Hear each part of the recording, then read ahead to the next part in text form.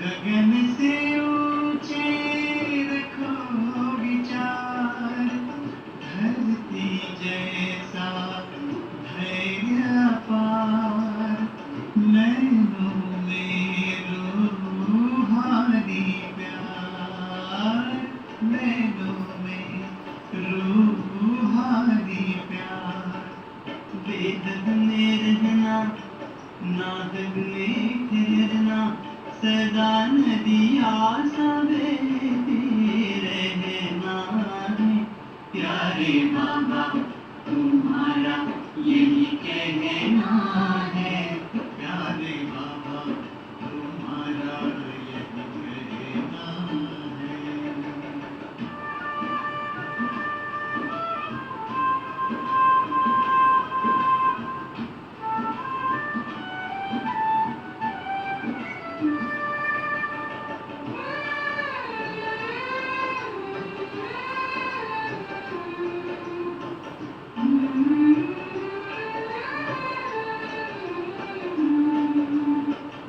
होठों को मुस्कान दिले, जैसे हो गुलिस्तान खिले। होठों को मुस्कान दिले, जग को जीवन दान मिले। आए गम की हवाएं, देते रहो दुआएं, नहीं अब उनको मन में धरना है। प्यारे बाबा तुम्हारा यही कहना है, प्यारे बाबा तुम्हारा यही कहना है।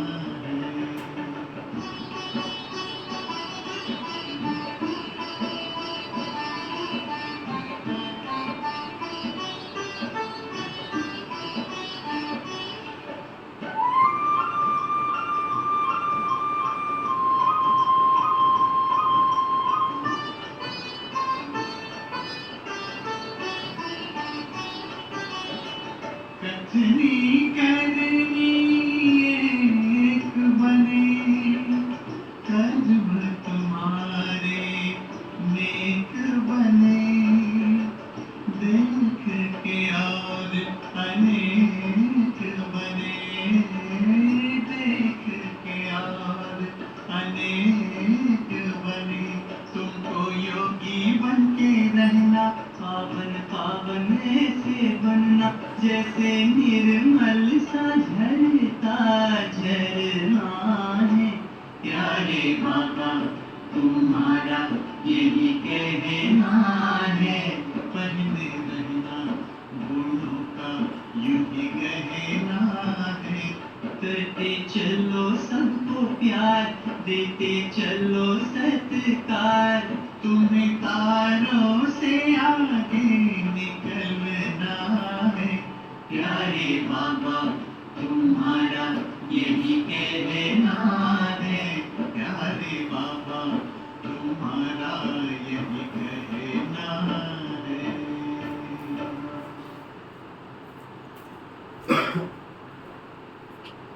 ओम शांति। ओम शांति। आज बाबा कहते हैं, मीठे बच्चे तुम्हारा प्यार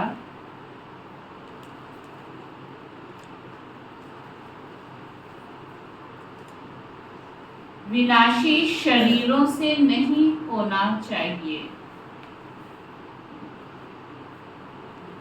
तुम्हारा प्यार विनाशी शरीरों से नहीं होना चाहिए। एक विदेही से प्यार करो,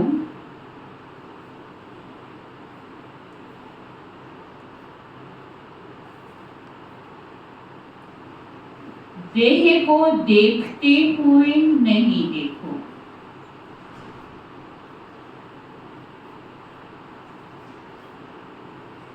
किससे प्यार करना है? बाबा ने कहा इस विनाशी शरीरों से प्यार नहीं करना है। विदेही कौन है? तो प्यार भी किससे करोगे? प्रश्न है, बुद्धि को स्वच्छ बनाने का पुरुषार्थ क्या है?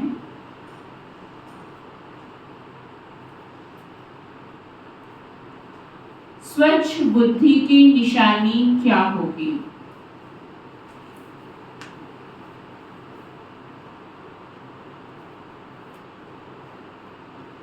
बुद्धि को स्वच्छ बनाने की निशानी क्या होगी? देही अभिमानी बनने से ही बुद्धि स्वच्छ बनती है।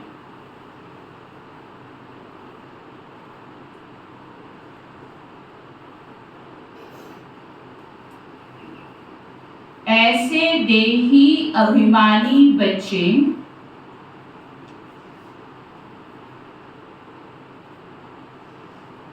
अपने को आत्मा समझ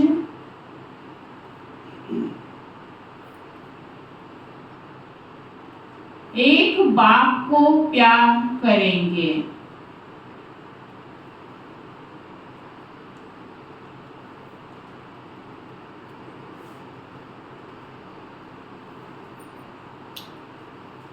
बाप से ही सुनेंगे।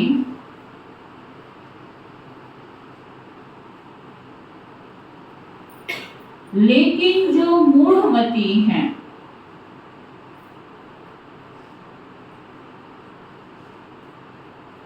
वह देह को प्यार करते हैं।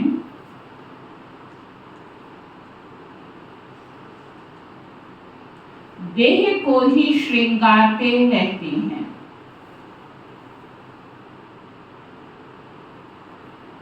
क्या पक्का कराया बाबा ने कि जो देही अभिमानी हो बच्चे होंगे उनकी क्या होगी? बुद्धि भी स्वच्छ होगी।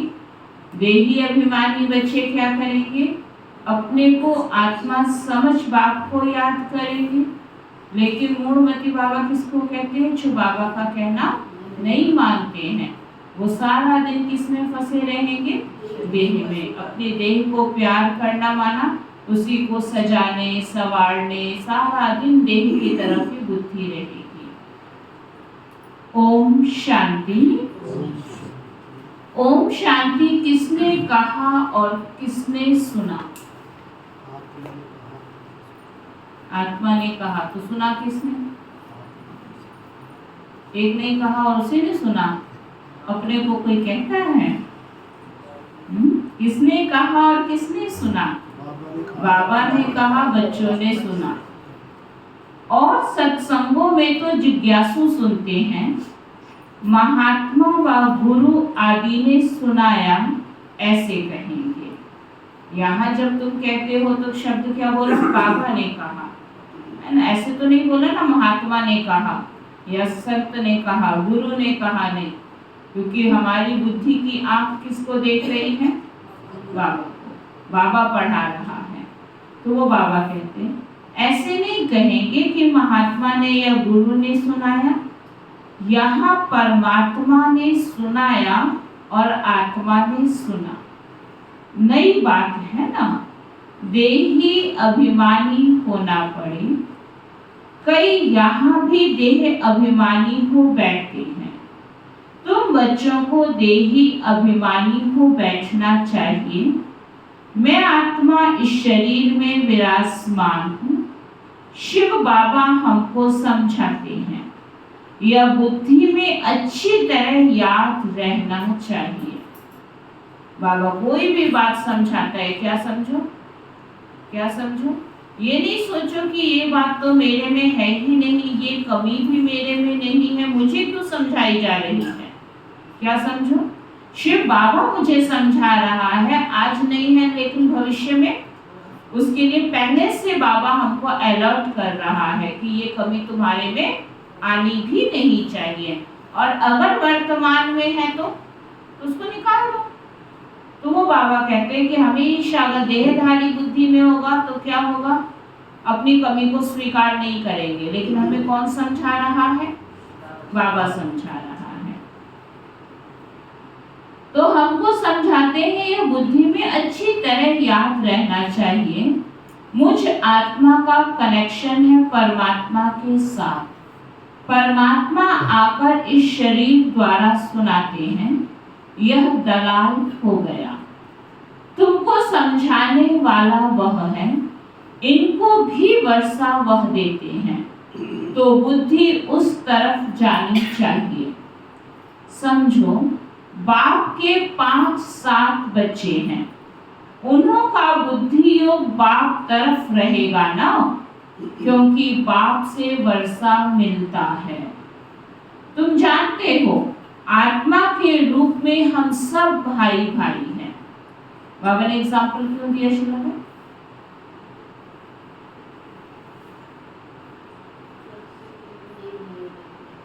क्यों दिया बाबा ने एग्जाम्पल? क्या कहा बाबा ने?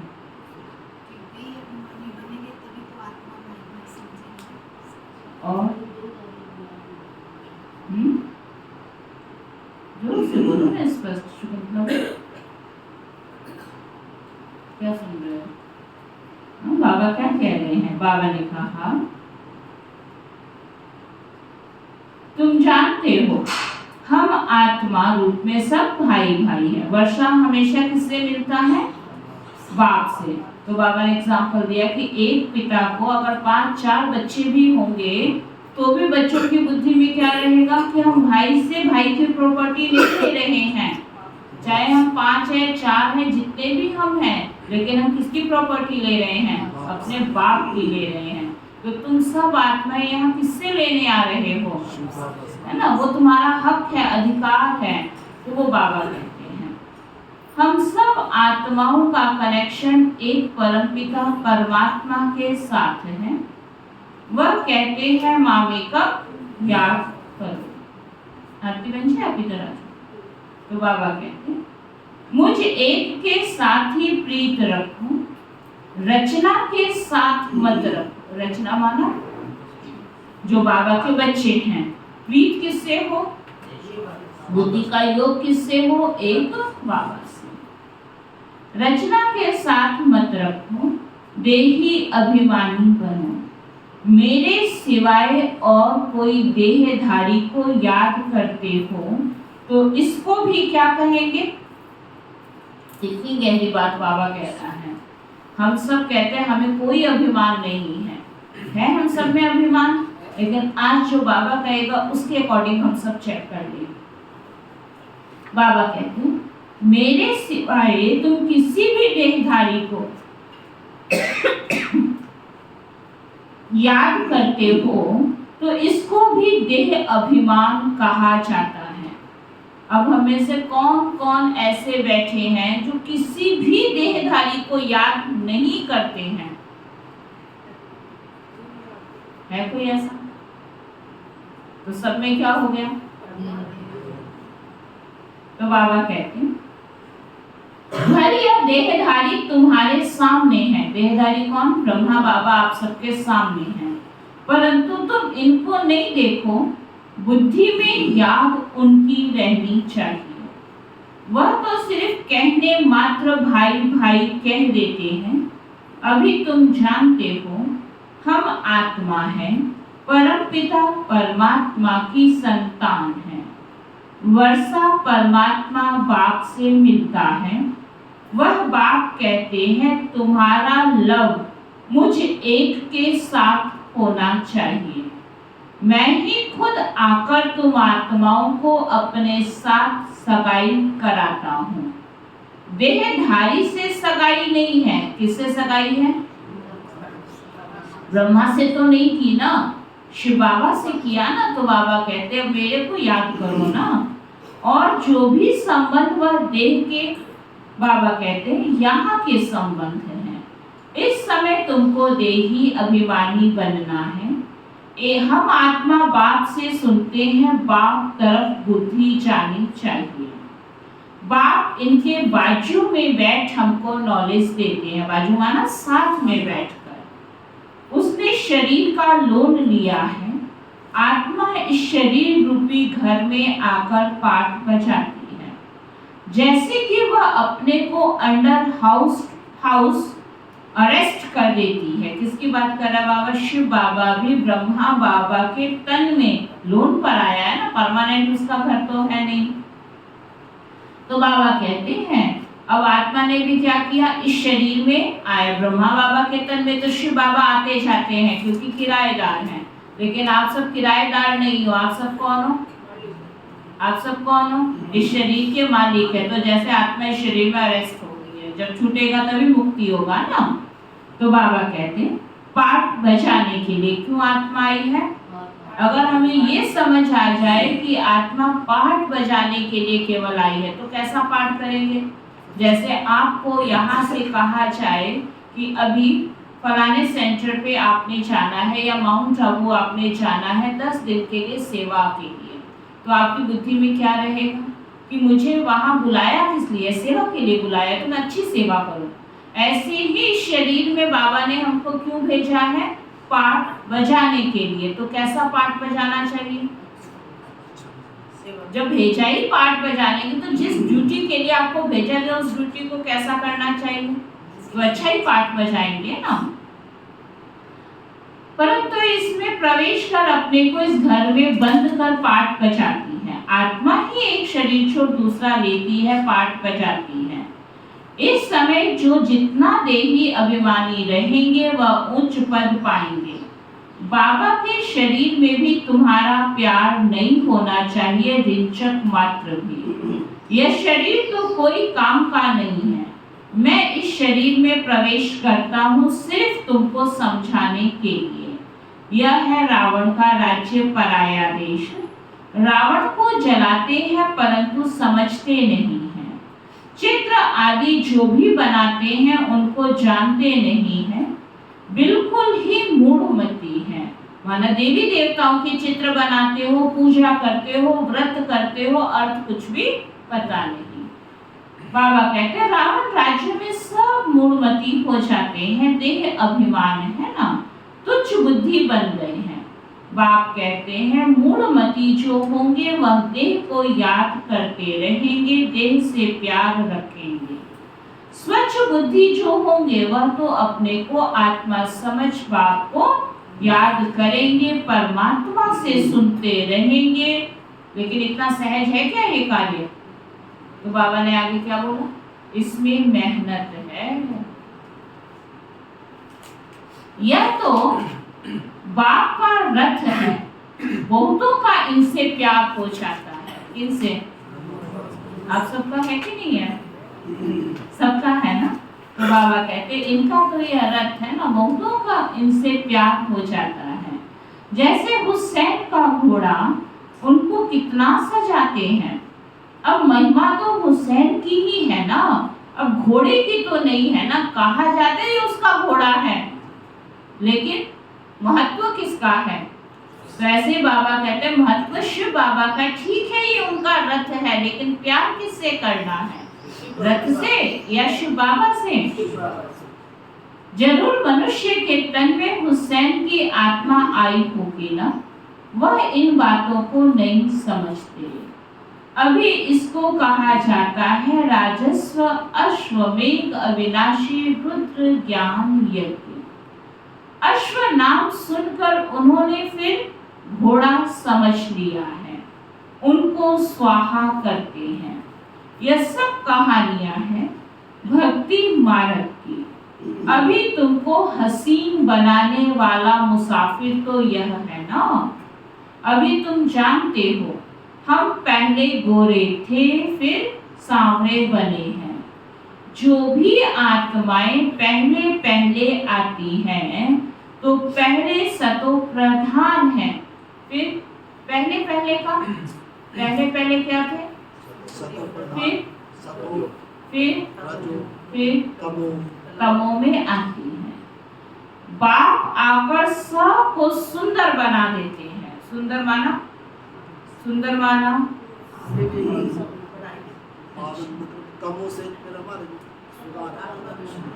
दिव्य गुणों से श्रृंगार भी कब होगा? जब हम सब प्योर होंगे। तो बाबा क्या करता है? सबको पवित्र बनाकर ज्ञान योग से सजा देता है, तभी तो खर्चाएंगे ना। तो आत्मा सबकी सुंदर बना देते हैं। जो भी धर्म स्थापन अर्थ आते हैं वह सब हसीन आत्माएं होती हैं। हसीन माना सब प्योर आत्माएं होती हैं, चाहे वो धर्म अर्थ ही आई हैं धरती पर धर्म की स्थापना के लिए, लेकिन प्योर है।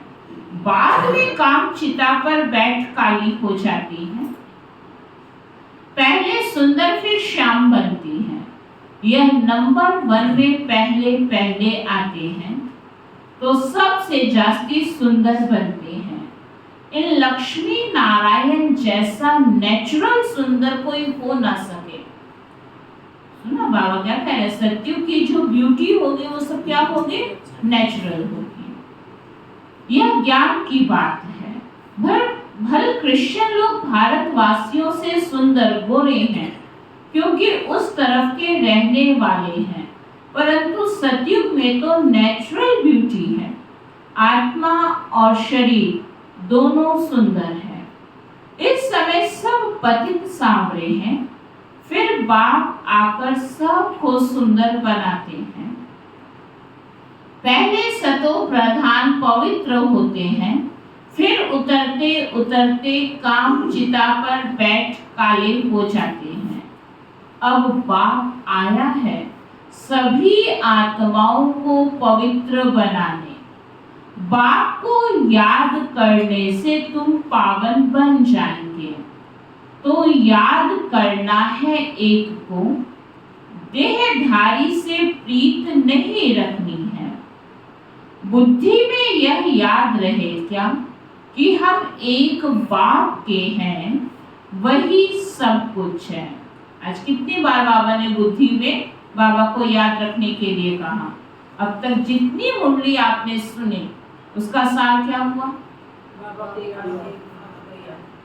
याद करें। कौन से बाबा को, शिव बाबा। बाबा कहते हैं बुद्धि में यह याद रहे हम एक बाप के हैं, वही सब कुछ है। इन आंखों से देखने वाले जो भी हैं वह सब विनाश हो जाएंगे, यह आंखें भी खत्म हो जाएंगी। परम पिता परमात्मा को तो त्रिनेत्री कहा जाता है। उनको ज्ञान का तीसरा नेत्र, बाबा कहते हैं त्रिनेत्री माना तीसरा नेत्र। तो तीसरा नेत्र कौन सा, ज्ञान का तीसरा नेत्र। तो बाबा कहते हैं देहधारी से प्रीत नहीं रखनी है, बुद्धि में यह रहे। क्या समझ आ रहा है आप लोगों को, इसको वो करो, पॉज करो। तो बाबा कहते हैं बाप को याद करने से ही तुम पावन बन जाएंगे। तो याद करना है एक को, देहधारी से प्रीत नहीं रखनी है। बुद्धि में यह रहे कि हम एक बाप के बच्चे हैं, वही सब कुछ है। इन आंखों से देखने वाले जो भी हैं वह सब क्या हो जाएगा, विनाश हो जाएगा। यह आंखें भी खत्म हो जाएंगी। आंखें मानो जब देह खत्म, देहधारी खत्म, देह की दुनिया खत्म, तो बाबा कहते कुछ भी नहीं रहेगा। बाबा क्या समझाना चाहते हैं, यहाँ कौन सी आंख की बात है, बुद्धि की आंख, तीसरी आंख। क्या सबकी वो खुल सकती है? फोटो में कोई में कोई होगा जिसकी वो तीसरी आंख खुलेगी। ऐसा नहीं है कि सब बाबा के घर में आ गए तो सबकी तीसरी आंख खुल जाएगी, इतना सहज है। भक्ति में भी आप देखिए, क्या जितने ऋषि मुनि संत महात्माएं होते थे, क्या सबने वरदान प्राप्त कर लिए थे? नहीं। जो लास्ट तक अटल अडोल रहा, लास्ट तक, चाहे आंधी आए, तूफान आए, बरसात आए, कैसी भी परिस्थिति, और जिसने हर परिस्थिति को, कठिन से कठिन परिस्थिति को पार किया, वरदान किसने प्राप्त किया? किसने प्राप्त किया? उसने प्राप्त किया। तपस्वी तो बहुत निकले, लेकिन अगर किसी को कुछ पाना है तो उसके लिए परिस्थितियां, और वो जान के लिया जाता था। टीवी सीरियल में देखते थे ना कैसे करते थे, उसकी परीक्षा की, अब ये वाली परीक्षा, फिर ये परीक्षा, फिर ये परीक्षा, लेकिन उसको कोई असर नहीं, तब भगवान उसको वरदान। ऐसे ही बाबा कहते कि हम सोचे इतना सहज है हमारा तीसरा आंख खुल जाए, नहीं, इसके लिए भी क्या चाहिए? पुण्य का बहुत बड़ा अकाउंट चाहिए, तब ये बुद्धि की आंख खुलती है। तो बाबा भी कहते हैं परम पिता परमात्मा को त्रिनेत्री कहा जाता है, उनको ज्ञान का तीसरा नेत्र है। त्रिनेत्री, त्रिकालदर्शी, त्रिलोकी नाथ यह टाइटल उनको मिले हैं। अभी तुमको तीनों लोकों का ज्ञान है, फिर यह गुम हो जाता है। जिसमें ज्ञान है वही आकर देते हैं, तुमको बाप 84 जन्मों का ज्ञान सुनाते हैं। बाप कहते हैं अपने को आत्मा समझो, मैं इस शरीर में प्रवेश कर आया हूँ तुमको पावन बनाने। मुझे याद करने से ही पावन बनेंगे, और कोई को याद किया तो बाबा कहते हैं तो सतो प्रधान बन नहीं सकेंगे। तो फिर क्या बनोगे? और कोई को याद किया माना ऐसा नहीं है कि हम सतयुग में नहीं आएंगे, लेकिन सतो प्रधान वाली दुनिया में नहीं आओगे। हो सकता है सतो में आ जाओ, रजो में आ जाओ, तमो में आ जाओ, लेकिन सतो प्रधान बनने के लिए बाबा ने कितनी गहरा पुरुषार्थ बताया। और ऐसा पुरुषार्थ किसने किया था? कैसे? केवल ब्रह्मा बाबा ने, तो अकेला ही आएगा फिर सत्युग में? किसने किया था? हमारी आदि रत्नों ने। केवल आदि रत्नों में दादी दीदियां ही नहीं, चाहे वो गृहस्थ में भी रहे थे, लेकिन उनकी आंख ने, है ना, अर्जुन की तरह क्या देखा था?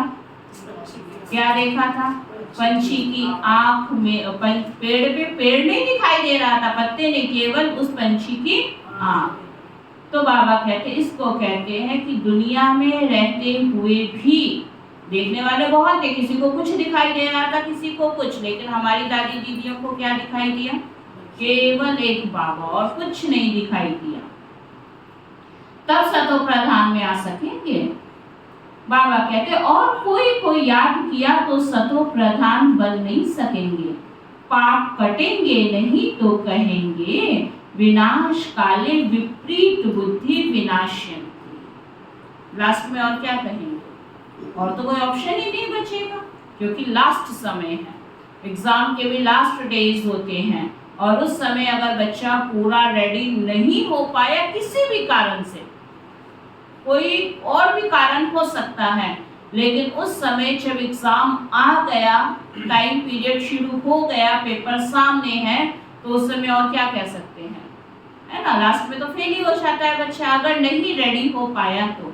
ऐसे ही बाबा कहते हैं अगर विनाश का लास्ट समय आ गया और उस समय तक भी हम पुरुषार्थ नहीं कर पाए, तो बाबा क्या कहेगा? विनाश काले विपरीत बुद्धि विनाशयन्ति, और विनाश काले प्रीत बुद्धि विजयन्ति।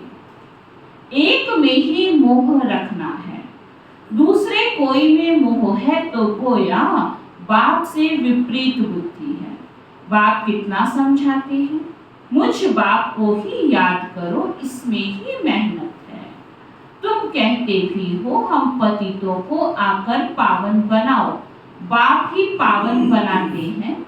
तुम बच्चों को 84 जन्मों की हिस्ट्री ज्योग्राफी बाप ही समझाते हैं, वह तो सहज है ना। बाकी याद की ही डिफिकल्ट सब्जेक्ट है। बाप के साथ योग रखने से कोई भी होशियार, बाबा कहते कोई भी अभी होशियार नहीं है, माना कोई इतना बाबा के साथ बुद्धि का योग रखे उसमें कोई फुल पास अभी नहीं है। बाबा कहते हैं बाप के साथ योग रखने में कोई भी होशियार नहीं है। जो बच्चे याद में होशियार नहीं है वह कौन है? पहले बाबा ने हम सबका रिजल्ट बता दिया, उसके बाद बाबा कहते हैं जो बच्चे याद में होशियार नहीं है वह कौन है? ज्ञानचंद भाई, वो तो हो गया, और नया टाइटल बाबा ने दे दिया, वह जैसे पंडित है। पंडित क्यों कहा? सुनिए ना कहानी, सबको कहता था, और जब खुद की बारी आई तो बाबा कहते हैं वह जैसे पंडित है। ज्ञान में भल कितने भी होशियार हो, याद में नहीं रहते तो वह पंडित है। बाबा पंडित की एक कहानी सुनाते हैं ना, जिसको सुनाया वह तो परमात्मा को याद कर पार हो गया। पंडित का दृष्टांत भी तुम्हारे लिए है। बाप को तुम याद करो तो पार हो जाएंगे। सिर्फ मुरली में तीखे होंगे तो पार नहीं जा सकेंगे। कहना क्या चाहता है बाबा? मुरली ना पढ़े, चारों सब्जेक्ट में जो फुल पास होगा वही फर्स्ट आएगा। ऐसा मत समझना कि केवल ज्ञान में आप अच्छे हैं और योग नहीं, और केवल योग खूब करते हैं, किसी को ज्ञान नहीं सुनाते हैं, या तन की सेवा है या धारणाओं का सब्जेक्ट है, अगर किसी में भी कम रह गए तो फर्स्ट क्लास में हम नहीं आ सकेंगे। तो बाबा क्या चाहता है? सभी में। बाबा कहते हैं बाप को याद करो तो पार हो जाएंगे।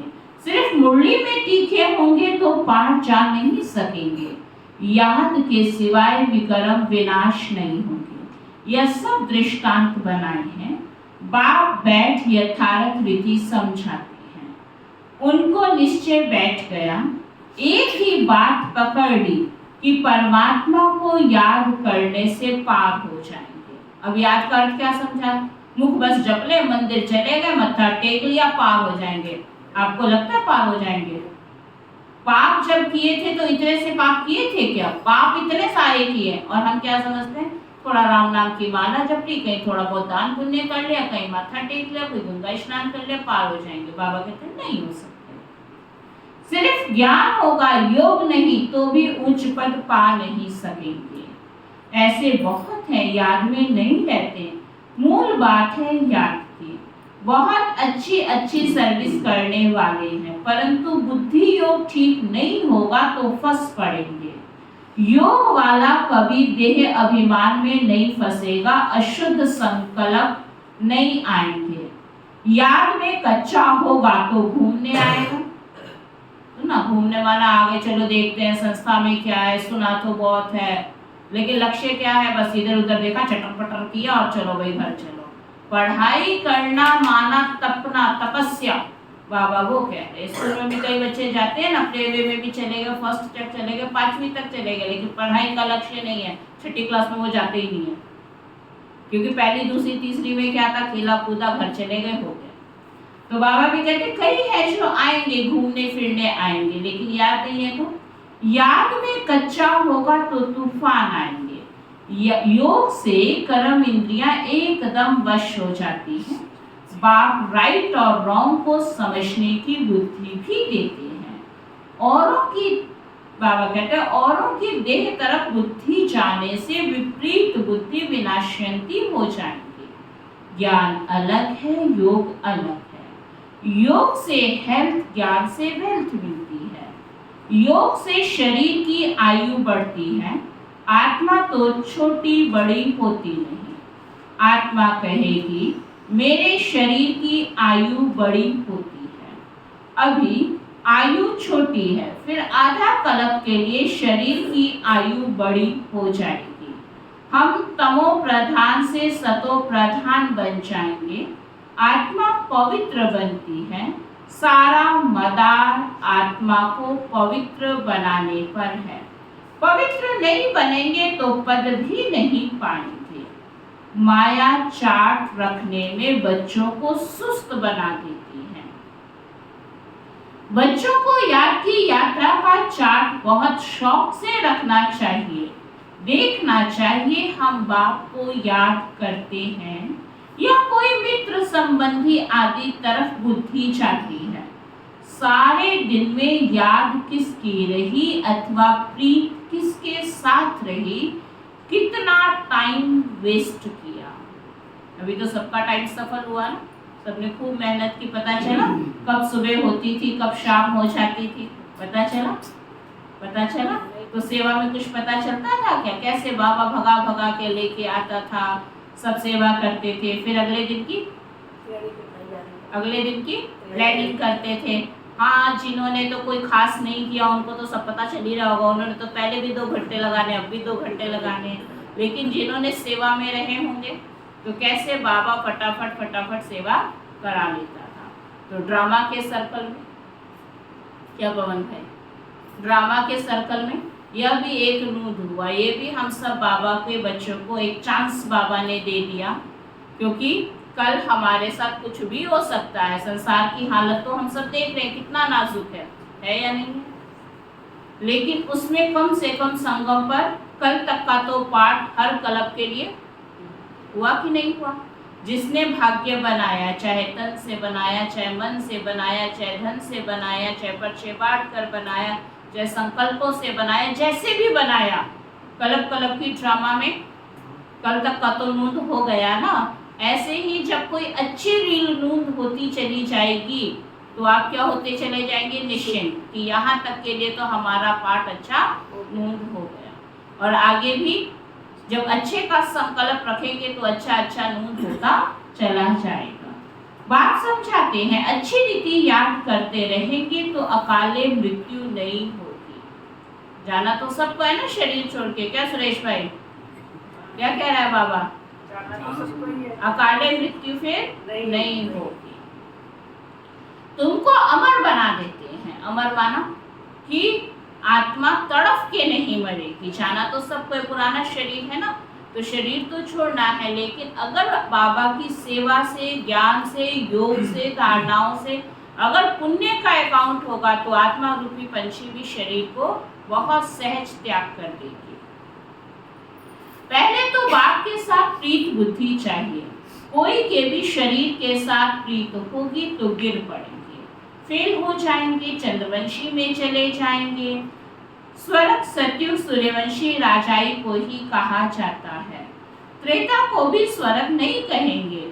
जैसे द्वापर और कलयुग है तो कलयुग को रौरव नर्क तमो प्रधान कहा जाता है। द्वापर को इतना नहीं कहेंगे। फिर तमो प्रधान से सतो प्रधान बनने के लिए याद चाहिए। खुद भी समझते हैं हमारे फलाने से बहुत प्रीत है। अंदर तो आत्मा सबकी गवाही देती है, इससे ज्यादा, उससे कम, उससे ज्यादा, उससे कम। तो बाबा कहते हैं उसके आधार बिगर हमारा कल्याण नहीं होगा। कई समझते हैं ना हमारा तो फलाने से बहुत प्यार है, उसके बिना तो मैं फलाना कार्य नहीं कर सकता। अब ऐसी हालत में अगर मर जाए तो क्या होगा? क्या होगा कंवरपाल भाई, क्या होगा? जिसका नाम कंवरपाल भाई है ना वही बोलेंगे। आपका नाम कंवरपाल तो नहीं है, या आपका नाम भी कंवरपाल है, मुझे पता नहीं है, फर्स्ट टाइम आए हो ना इसलिए मुझे पता नहीं है आपका नाम। शायद हो तो हो भी सकता है, आजकल एक जैसे कई नाम होते हैं। क्या कह रहा है बाबा? बाबा कहते हैं, देखो बाबा क्या कहते हैं, उसके आधार बिगर हमारा कल्याण नहीं होगा। अब ऐसी हालत में अगर मर जाए तो क्या होगा? विनाश काले विपरीत बुद्धि विनाशयन्ति। धूल छाई पद पा लेंगे। धूल छाई माना बहुत थोड़ा सा पद पाएंगे, फिर भी कहीं कुछ तो अकाउंट जमा होगा, पद मिलेगा लेकिन बहुत कम। आजकल दुनिया में फैशन की भी बहुत बड़ी मुसीबत है। सुना बाबा क्या कहते हैं? आजकल दुनिया में फैशन की भी बहुत बड़ी मुसीबत है। अपने पर आशिक करने के लिए शरीर को आजकल कितना टिप टॉप करते हैं। अब बाप कहते बच्चे किसके भी नाम रूप में मत फंसो। लक्ष्मी नारायण की ड्रेस देखो कैसी रॉयल है, वह है ही शिवालय। उसको कहा बाबा कहते वह है ही शिवालय, इसको कहा जाता है वैशाल्य। इन देवताओं के आगे जाकर कहते हैं हम वैशाल्य के रहने वाले हैं। आजकल तो फैशन की ऐसी मुसीबत है, सबकी नजर चली जाती है, फिर बाबा कहते पकड़कर भगा ले जाते हैं। सतयुग में तो कायदे सिरे चलन होती है, वहाँ तो नेचुरल ब्यूटी होती है, अंधश्रद्धा की बात नहीं। यहाँ तो देखने से दिल लग जाती है, फिर और धर्म वालों से भी शादी कर लेते हैं। अभी तुम्हारी है ईश्वरीय बुद्धि, पत्थर बुद्धि से पारस बुद्धि बाप के सिवाय कोई बना ना सके। वह है ही रावण संप्रदाय। तुम अभी राम संप्रदाय बने हो।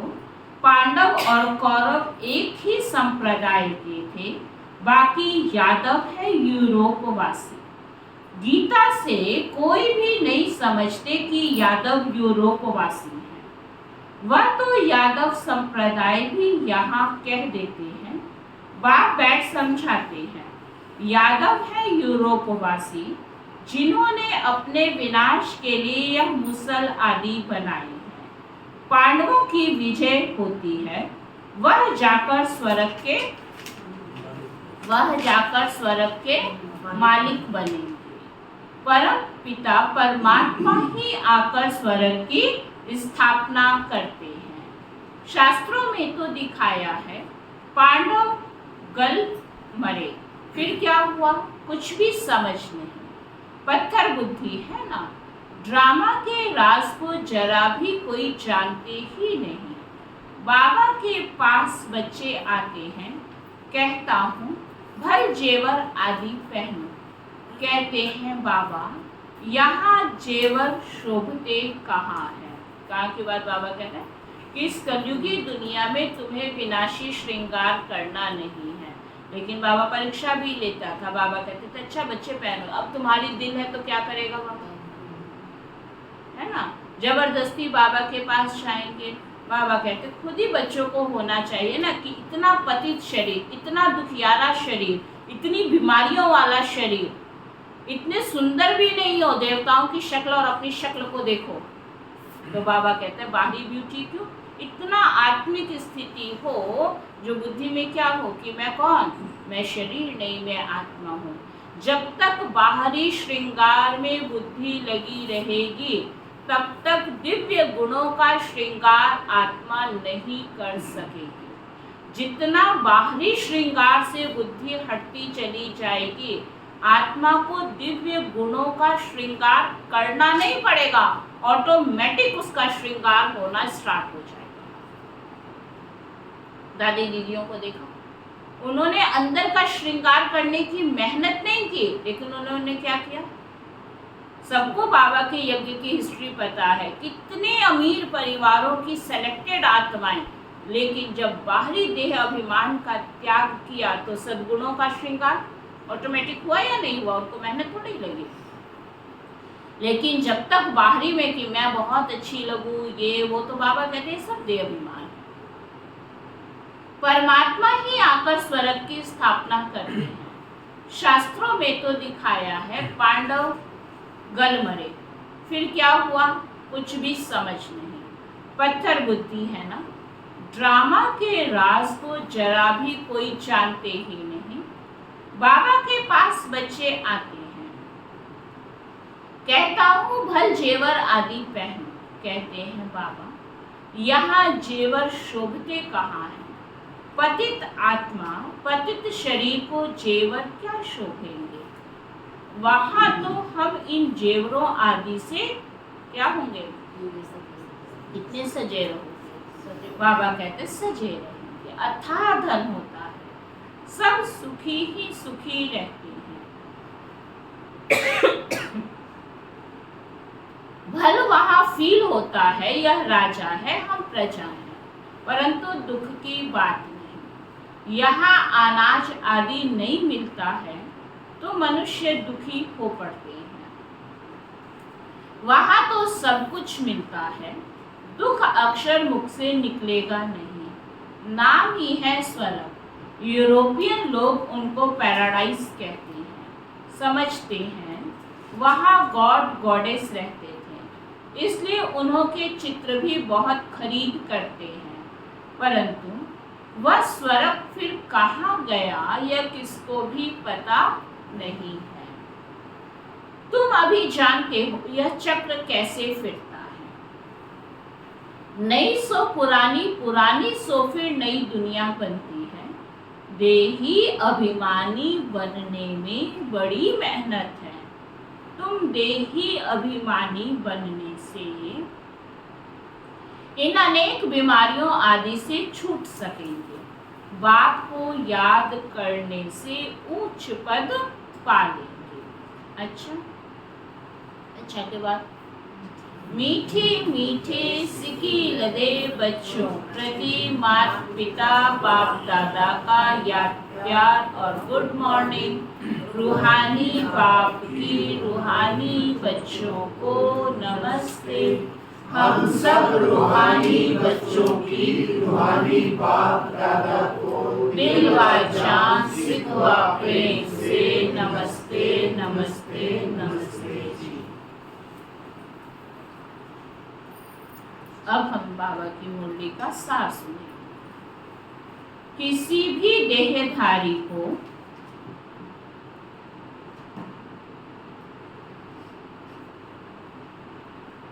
अपना आधार नहीं बनाना है।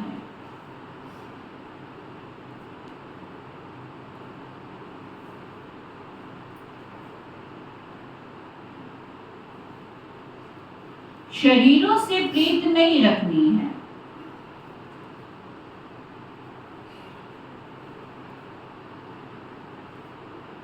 किसी भी देहधारी को अपना आधार नहीं बनाना है। और क्या नहीं करना है? शरीरों से प्रीत नहीं रखनी है। दिल की प्रीत एक बाप से रखनी है।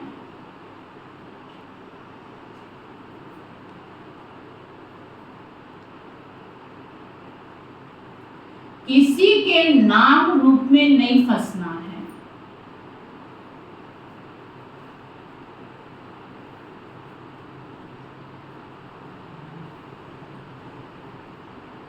याद का चार्ट शौक से रखना है।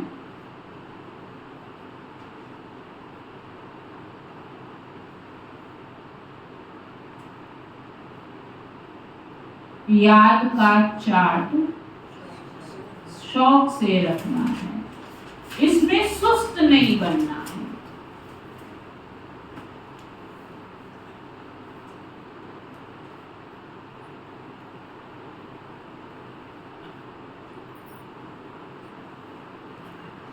बाबा कहते हैं दिल की प्रीत एक बाप से रखनी है।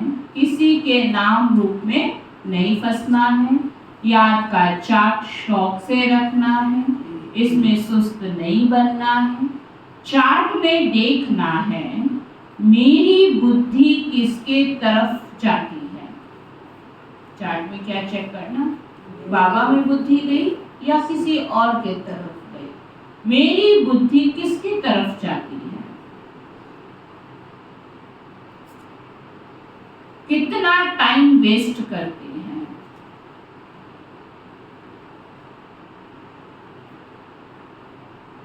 सुख देने वाला बाप कितना समय याद रहता है।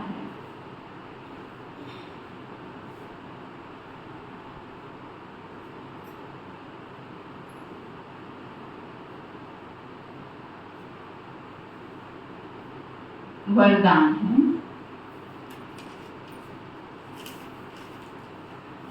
गृहस्थ व्यवहार और ईश्वरीय व्यवहार।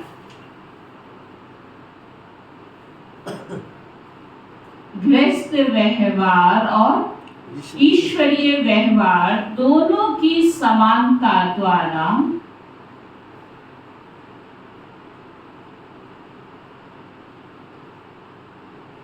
सदा हल्के और सफल भव।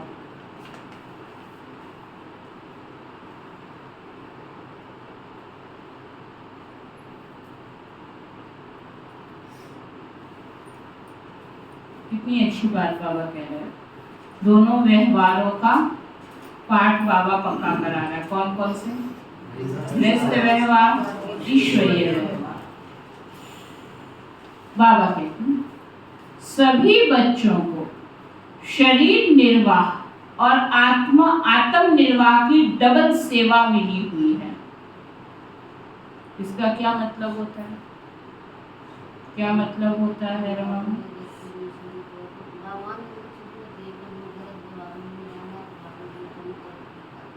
हाँ जी आरती कैसे? शरीर का भी ध्यान रखना, आत्मा का ध्यान मुझे, शरीर का ध्यान मुझे। क्या समझ में आया कवर पर भाई?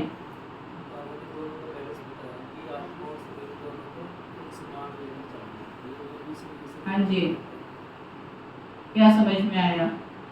ये एक दीदी जैसे गृहस्थ व्यवहार में वो भी अपनी जिम्मेवारी अपनी निभानी है और शरीर से ईश्वरीय व्यवहार में अपना आत्मा का भी करना, दूसरे का। अब सुनो बाबा कहते हैं, सभी बच्चों को शरीर निर्वाह और आत्म निर्वाह की डबल सेवा मिली हुई है, लेकिन दोनों ही सेवाओं में समय का, शक्तियों का समान अटेंशन चाहिए। यदि श्रीमत का कांटा ठीक है तो दोनों साइड समान होंगे, समान माना बैलेंस। लेकिन गृहस्थ शब्द बोलते हो तो गृहस्थी बन जाते हो। हम क्या करते हैं, जो बहुत अधिक सेवा कर लेते हैं या थोड़ा दिन टाइम ज्यादा दे देते हैं तो शब्द क्या बोलते हैं, आखिर मैं कौन हूँ? बोलते हैं कि नहीं बोलते? आप सबकी भाषा बाबा तक पहुंचती है। क्या बोलते हैं? हम तो नहीं बोलेंगे ना, क्योंकि हम है नहीं तो बोलेंगे कहाँ से। लेकिन क्या बोल देते हो, आखिर हम सब कौन है? तो एक पलड़ा क्या हो गया, एक नीचे हो गया, एक ऊपर हो गया। तो बाबा कहते हैं लेकिन गृहस्थ शब्द बोलते तो गृहस्थी बन जाती है। सही क्या है, गृहस्थी या ट्रस्टी या क्या कि कुछ भी नहीं? कौन है, क्या है, कहाँ का, इधर का कि उधर का? बाबा क्या कह रहे हैं, लेकिन गृहस्थ शब्द बोलते हो तो गृहस्थी बन जाते हो, तो बहानेबाजी फिर शुरू कर देते हो, है ना आरती बहन जी? वो जिम्मेवारियां कौन निभाएगा? फिर ऐसे होगा, फिर वैसे होगा, फिर वो भी तो देखना पड़ता है। बाबा ने ये थोड़ी कहा है, क्या सुरेश भाई, बाबा ने ये थोड़ी कहा है कि दुकान पे नहीं जाना है, वहां भी तो मेरी ड्यूटी है ना बहन जी, मैं क्या करूँ? आपको थोड़ी मैं कभी ना करता हूँ, वो तो हमें भी पता आप कभी ना नहीं करते हो। अब मेरी उम्र भी तो देख लो, हमने थोड़ी कुछ देखना है, ऊपर वाला कुछ नहीं देखता है। जो देखना है, जिसने लेना है वो सोचे।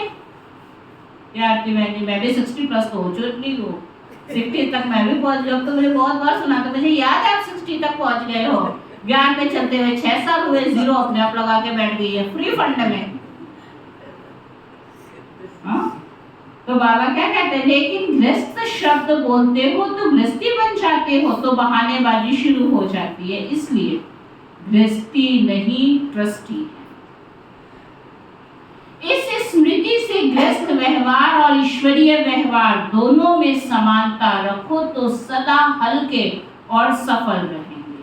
जैसे बाबा के घर में जब आप कोई कार्य करते हो और बुद्धि में रहता है ये केवल मैं सेवा कर रहा हूँ, ऐसा ही सेम पार्ट अगर आपका घर में रहेगा ना, जैसा बाबा के घर वाला रहता है, तब आप दोनों स्थानों का बैलेंस ठीक रख सकें कि घर में मैं क्या कर रहा हूँ, काम कर रहा हूँ, नहीं, मैं क्या कर रहा हूँ, सेवा। तो सेवा समझेंगे। तो अगर आपने सेवा नहीं समझी तो एक साइड पलड़ा ऊंचा नीचा हो जाएगा। स्लोगन है, फर्स्ट डिवीजन में आने के लिए, जिसने भी फर्स्ट डिवीजन में आना हो ना, अटेंशन से बाबा की बात को सुन लेना। फर्स्ट डिवीजन में आने के लिए कर्म इंद्रिय जीत, माया जीत बनो। पहला किस पे जीत प्राप्त करो, ये कर्म इंद्रिय बहुत चंचलता है, इतनी हलचल, इतनी, किसी की आंखों में हलचल, किसी को कानों में, किसी को मुख में, कईयों के शरीर में बहुत हलचल है। लेकिन हम सब कौन है, शरीर या आत्मा? मैं आत्मा मालिक। जितना हम मालिकपन की सीट पर आत्मा सेट रहेगी, ये शरीर रूपी कर्म इंद्रिया मेरे कंट्रोल में रहेंगी। और जब कर्म इंद्रिया कंट्रोल में है तो माया एंटर भी कर्म इंद्रियों के द्वारा ही होती है। किसके द्वारा होती है? इनके भी द्वार हैं, ये आंख, ये कान, ये मुख, ये बुद्धि, ये मन, ये सब जो है ना, इनके द्वारा ही माया एंटर करती है। तो पहले ही जब सब कुछ मजबूत है, जैसे कहते हैं पहले से शरीर स्वस्थ था, तो बाहर का इन्फेक्शन भी उस पर प्रभाव नहीं डाल सका। एक पहले ही बीमार था, गया हॉस्पिटल में पता करना, खुद ही बीमार होके आया, क्योंकि तबीयत तो आपकी पहले ही ठीक नहीं थी। होता है ना ऐसे ही अगर आपकी कर्म इंद्रिया मजबूत है तो आप पे माया का प्रभाव भी नहीं पड़ेगा। तो बाबा कहते हैं फर्स्ट डिवीजन में आने के लिए कर्म इंद्रिय जीत, माया जीत बनो।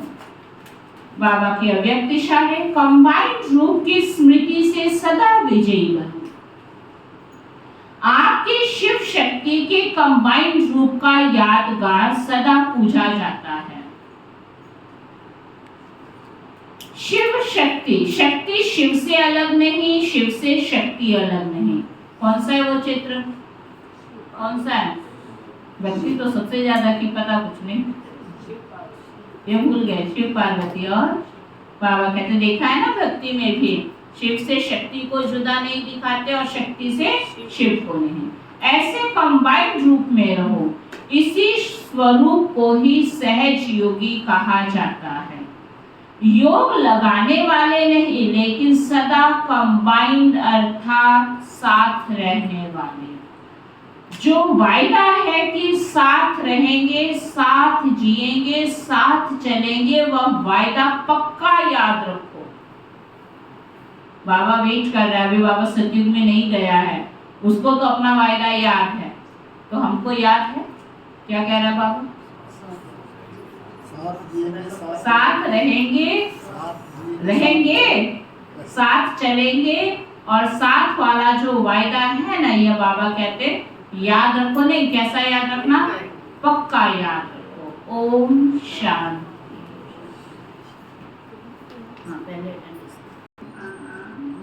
प्यारे शिव बाबा, हमारे भविष्य का निर्माण किया, आपका तहे दिल से शुक्रिया शुक्रिया शुक्रिया। पिता श्री ब्रह्मा बाबा, मीठी मातेश्वरी मम्मा, इस यज्ञ की सभी छोटी बड़ी दीदी और दादियाँ, इस यज्ञ के सबसे ब्रह्मा कुमारियाँ,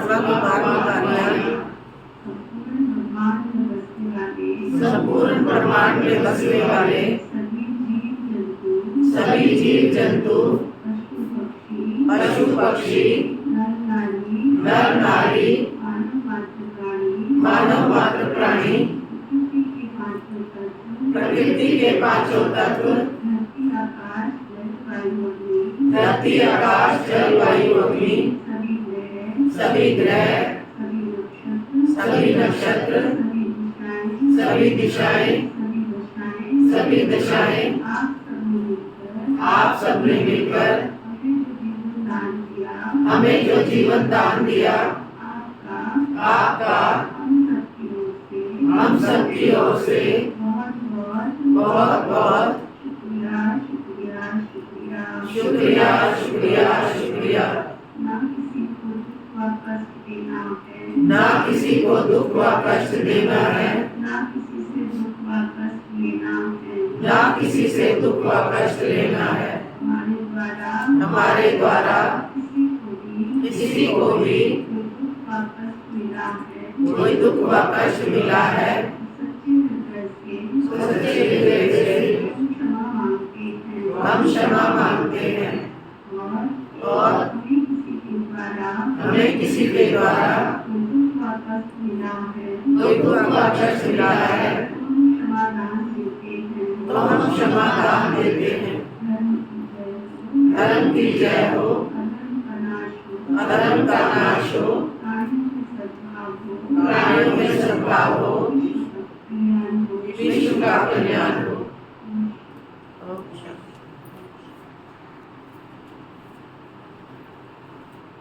शुद्ध पवित्र चेतन में देवे सीताराम,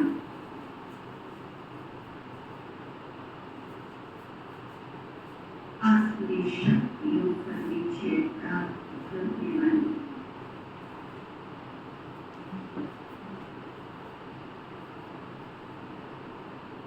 अपने अवगुणों को खत्म कर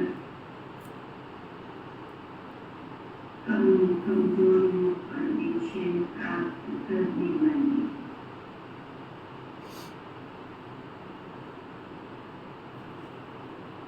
मैं देव कुलदेव घराने की देव कुल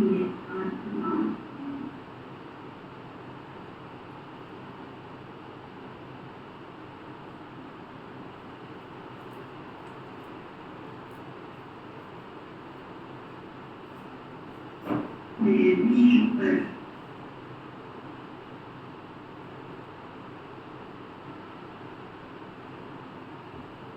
इक्कीस धर्म का राज्य प्राप्त करने वाली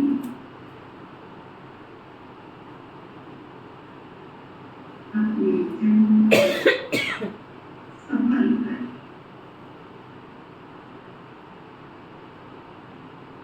संगति को प्राप्त करने वाली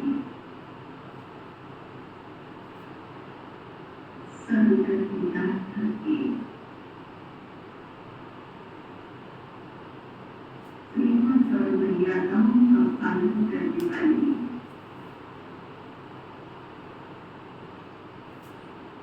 उच्च कोटि की ब्राह्मण आत्मा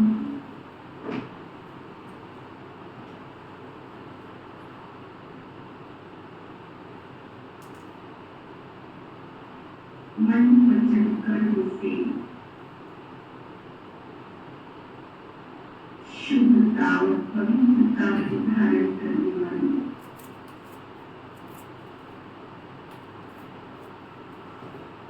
शांति अनुग्रह वैमनस्य ईर्ष्या निंदा और परचिंतन से दूर रहने वाली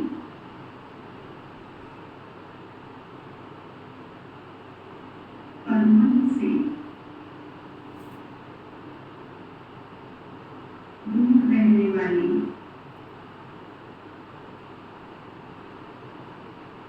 सच्चे सद्गुरु सच्चे पातशाह की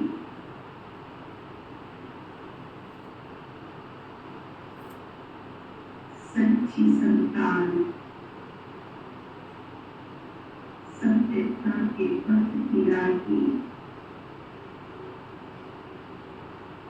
सत्य का अनुसरण करने वाली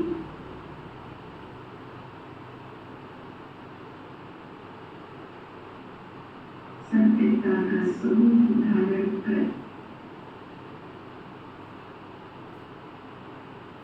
जीवन को सद्गुरु से भरपूर करने वाली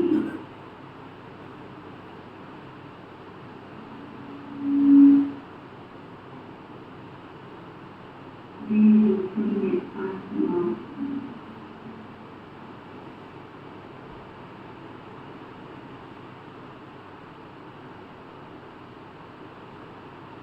ये शुद्ध विचार शुद्ध संकल्प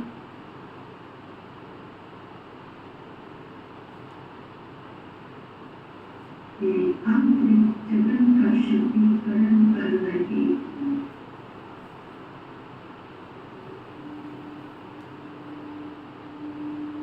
मेरे अंदर निरंतर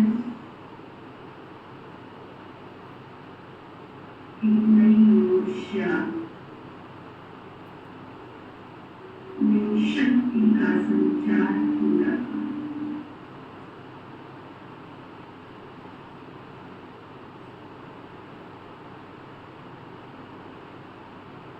मेरे शुभ भावनाओं का प्रकाश शुभ भावनाओं का प्रकाश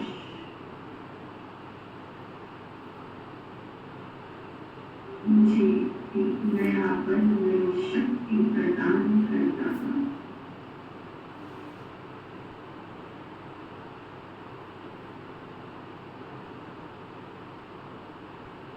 दिव्यता और पवित्रता की किरण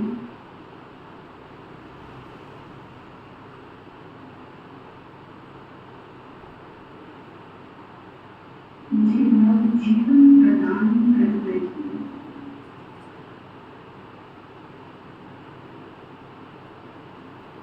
मेरी सादगी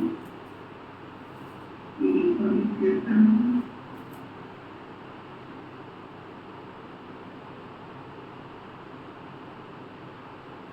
मुझे देवत्व की ओर ले जाने की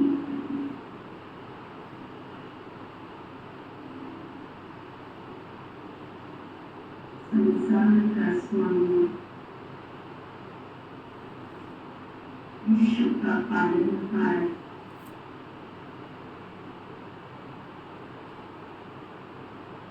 पिता परमेश्वर की अद्भुत कृपा आशीर्वाद दुआएं निरंतर मेरे ऊपर बरसती रहती हैं।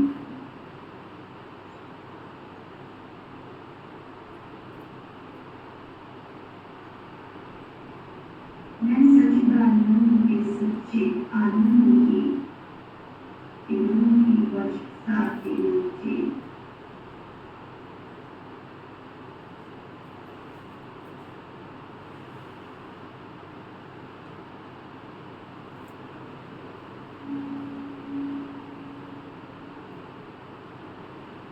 मेरे परमेश्वर की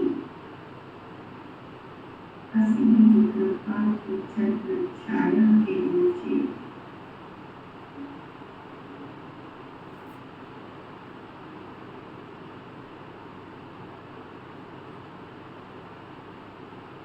सुरक्षित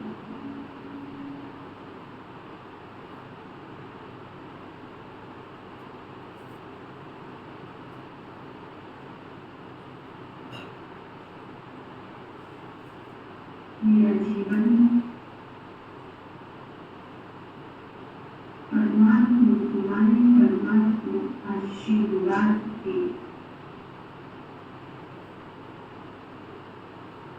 सुरक्षा कवच में सुरक्षित होकर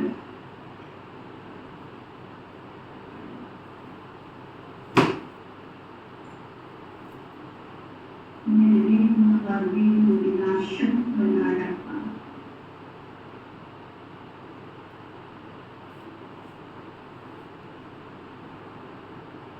मायावी असली शक्तियों पर विजय प्राप्त करने वाली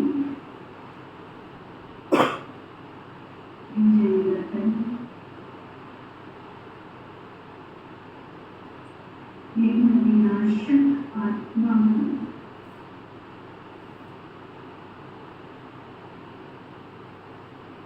मेरी शुद्ध संकल्पों का प्रवाह परमात्मा शक्तियों का स्पर्श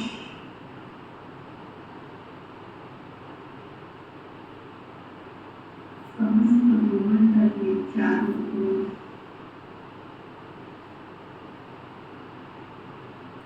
विश्व के कोने कोने तक पहुंच रहा।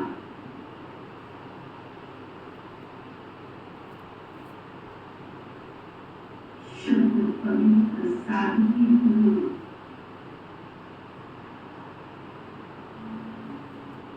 देव पुण्य आत्माएं इन दिव्य इनाम को पाकर सच्चे पातशाह की ओर आकर्षित हो रहे।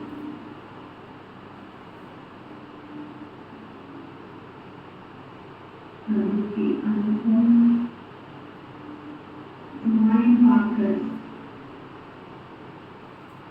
आशीर्वाद प्राप्त कर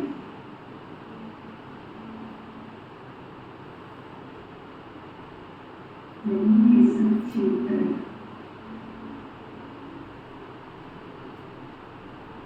सच्चे सच्चे बने के द्वार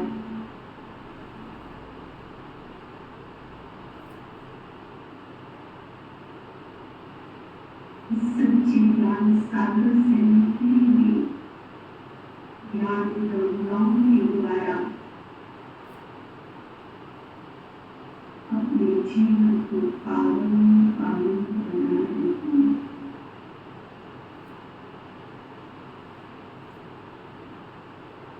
इस अद्भुत ज्ञान की गंगा में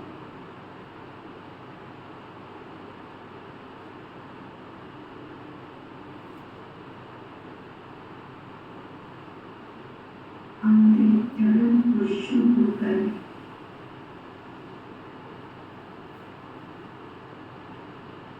साफ स्वच्छ निर्मल होती जा रहती है। गुरु भगवान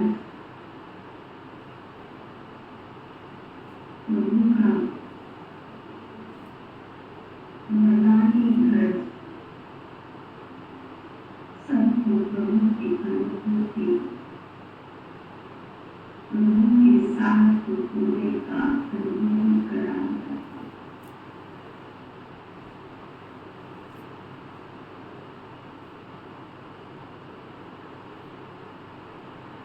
संसार का स्वामी हजारों भुजाओं वाला परम पिता परम आत्मा बेहद का बाप अपनी भुजाओं में शुद्ध पवित्र आत्माओं को समाता जा रहा।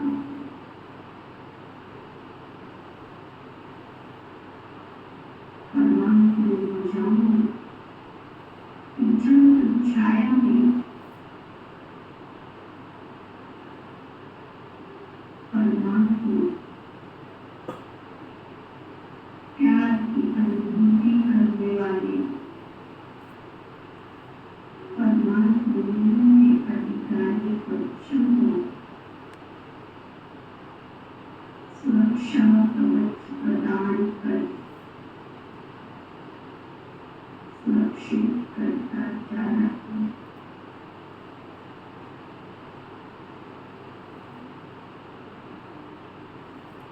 उनका घर चारों ओर से लाइट हाउस मंदिर में प्रकाश की किरणें जन्म जन्म के जीवन को अपनी ओर आकर्षित कर प्रभु प्यार में समाहित करती जा रही है।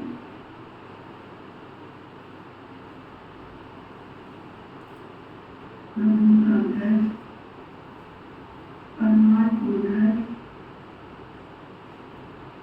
का रूम कोना कोना परमात्मा शक्तियों के सुरक्षा कवच में सुरक्षित हो गया।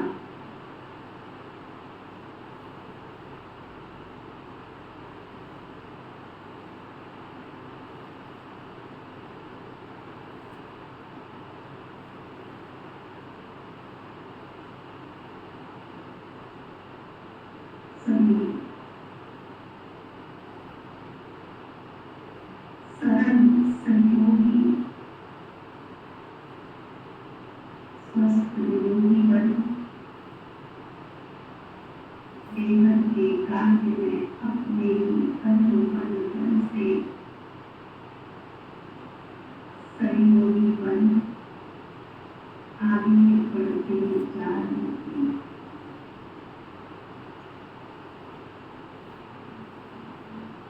सबका जीवन सरल हो, मधुर हो,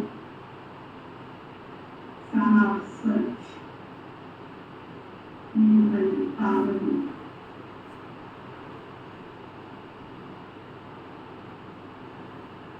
पवित्र बने,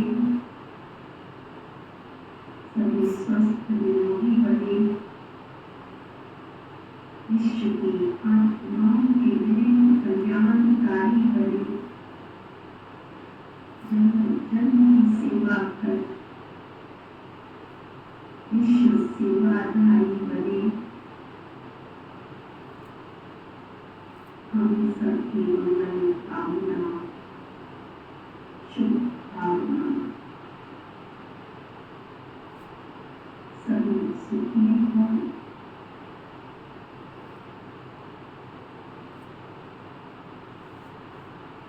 सबका भला हो, सब सुख